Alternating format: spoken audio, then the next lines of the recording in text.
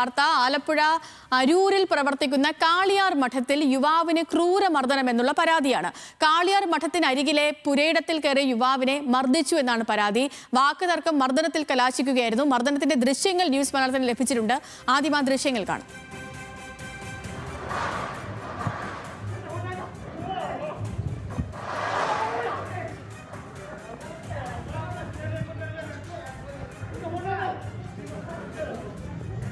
അമൽ സുരേന്ദ്രൻ വിവരങ്ങളുമായിട്ടുണ്ട്. അമൽ, എന്താണ് അമൽ അവിടെ സംഭവിച്ചത്?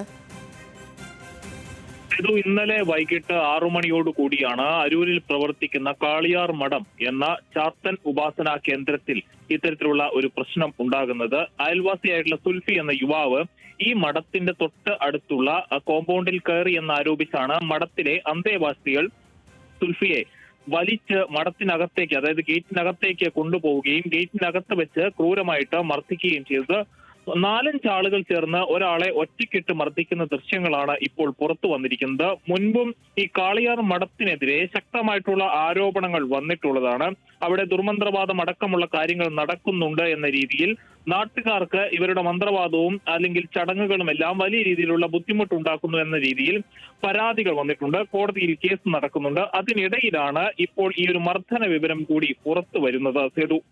ഓക്കെ അമൽ, ശരി. അമൽ സുരേന്ദ്രനാണ് വിവരങ്ങൾ നൽകിയത്.